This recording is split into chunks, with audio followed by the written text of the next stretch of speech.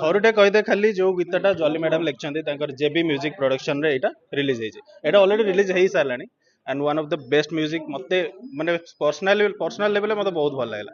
Second ଗୋଟେ ଆଉ ଗୋଟେ ଗୀତ ଅଛି ତୋ ପ୍ରେମ ମୋ ପାଇଁ ଜରୁରୀ ତୋ ପ୍ରେମ ମୋ ପାଇଁ ଜରୁରୀ ସେଇ ସଙ୍ଗ ଟା ବି one of the most favourite ମୋର ସେଇ ଗୋଟାକ। ଫାର୍ଷ୍ଟଲି ଦିଟା ଯାକ ସଙ୍ଗ ମତେ ଯେତେବେଳେ ମାନେ ମିଳିଲା ମୁଁ ତ ଫାର୍ଷ୍ଟ ଆଗ ଦେଖିଲି ଆକ୍ଟ୍ରେସ କିଏ ରହିବେ ତା ସହିତ ମୋ ସହିତ ମ୍ୟାଚ୍ କରିବେ କି ନାହିଁ। ଫାଇନାଲି ମ୍ୟାଚ୍ କରିଗଲେ ଜଣେ ଥିଲେ ପାୟଲିଆ ଆଉ ଜଣେ ଥିଲେ ହିତିଶା ବଟ୍ ଅନଫର୍ଚୁନେଟଲି ବର୍ତ୍ତମାନ ପାୟଲ ଆସିଥିଲେ ସେ ପଳେଇଲେଣି ଆଣ୍ଡ ହିତିଶା ଆଜି ଆସିନାହାନ୍ତି। So finally all in all ମୁଁ ହିଁ ଅଛି ଆଣ୍ଡ ଏଇ ସଙ୍ଗଟା ଏଇ ଯୋଉ ସଙ୍ଗ ଅଛି ମୋ ପାଇଁ ତୋ ପ୍ରେମ ଜରୁରୀ ଆପଣ गर्लफ्रेंड को इम्प्रेस କରିବା ପାଇଁ ମୋର କେହି ଗର୍ଲଫ୍ରେଣ୍ଡ ହିଁ ନାହାନ୍ତି। ପ୍ରଥମ କଥା ମୁଁ ଇମ୍ପ୍ରେସ କାହାକୁ କରିବାର ନାହିଁ ଜଷ୍ଟ नो ସତ କଥା एकदम ସତ କଥା କେହି ନା ତାହେଲେ କାହାକୁ ଗୋଟେ ଇମ୍ପ୍ରେସ କରିବା ପାଇଁ ନା ଇମ୍ପ୍ରେସ କରିବା ପାଇଁ ନୁହଁ ବାସ୍ ନିଜକୁ ଇମ୍ପ୍ରେସ କରିବା ପାଇଁ ଯେ ୟା ଆଇ କ୍ୟାନ୍ ଡୁ ଦ୍ୟାଟ୍।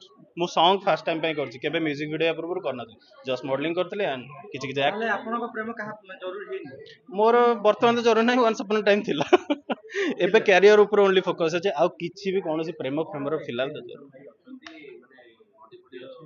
ଝିଅ ପଟୁ ନାହାନ୍ତି ନା ଆପଣ ପଟେଇବାକୁ ମୁଁ ପଟେଇବାକୁ ଚାହୁଁନି ସେଇଟା ବି ଗୋଟେ କଥା। ଝିଅଙ୍କ ଲାଇନ ଲାଗିଛି ଲାଗିଥିବ ମୁଁ ଏତେ ପଛକୁ ଦେଖିବାକୁ ବି ଚାହୁଁନି ଲାଇନ୍ କେତେ ଲାଗିଛି। ପରେ ଯଦି କିଏ ନା ୟା ପୂର୍ବରୁ ପ୍ରପୋଜାଲ ତ ବହୁତ ଆସିଛି କିନ୍ତୁ ପ୍ରପୋଜାଲ ସହିତ ସମ୍ପର୍କ ନାହିଁ ମତେ ନିଜେ ଆକ୍ସେପ୍ଟ କରିବାର ନାହିଁ ତ ମୁଁ କାହିଁ ଅଧିକା ଜିନିଷ ଭାବିବି। କୋଉ ହିରୋଇନ ସହିତ କାମ କରିବା ପାଇଁ ବେଶୀ ଇଚ୍ଛା ଅଛି କଣ କହିଲେ କୋଉ ହିରୋଇନ ସହିତ କାମ କରିବା ପାଇଁ ବେଶୀ ହିରୋଇନ ମୋ ଟାଇମ ର ହିରୋଇନ ମାନେ ତ ଆଉ ନାହାନ୍ତି ଏମାନେ ସବୁ ମର୍ଦର୍ସ ହେଇଗଲେଣି ଅଲରେଡି।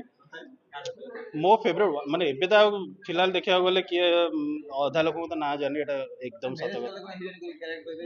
କାହାକୁ ମ୍ୟାରେଜ ତ ପ୍ରଥମ କଥା କରିବା ପାଇଁ ମୁଁ ବର୍ତ୍ତମାନ ଭାବିନି ଏଜ ହେଇଗଲାଣି ଦେଖିବା। ଆଚ୍ଛା ହିରୋଇନ ଫେଭରିଟ ବର୍ଷା ପ୍ରିୟଦର୍ଶିନୀ ଫେଭରେଟ ଥିଲେ Rachana Banerjee one of the most favourite ଥିଲେ ବଟ୍ ଫିଲହାଲ ଏବେ ତ ସେ ନାହାନ୍ତି କେହି ତ କାମ କରୁନାହାନ୍ତି ତ ସେମାନେ ତ ଆଗକୁ ମା ହେଇଗଲେ ହଁ ମା ନା ରଚନା ମା କେବେ ହେଇପାରିବେନି ବଟ୍ ସେମାନେ ବହୁତ ଏବେ ଯଦି କୁହାହବ କାହା ସହିତ ସ୍କ୍ରିନ୍ ସେୟାର କରିବା ଯୋଉ ହିରୋଇନ ମାନଙ୍କ ନାଁ କହିଲେ କାହା ସହିତ ସ୍କ୍ରିନ୍ ସେୟାର କରିବା ରଚନା ବାନାର୍ଜୀ ଯଦି ଏବେ ଏଇ ମୁହୂର୍ତ୍ତରେ ଆସିଯିବ ତାଙ୍କ ସହିତ କରିପାରିବେ ବଟ୍ ଏବେ ହିରୋ ହେଇଗଲା ହେଇପାରିବେ। କିଏ କହିଲେ ସିଦ୍ଧାର୍ଥ ମହାପାତ୍ର କାହିଁ ଛାଡ଼ିବେନି ସିଏ ତ ଲେଜେଣ୍ଡ ଅଲ୍ଟ୍ରା ଲେଜେଣ୍ଡ ସିଏ ସବୁଥିରେ ଆକ୍ସେପ୍ଟେବଲ କରିପାରିବେ କିଛି ଅସୁବିଧା ନାହିଁ।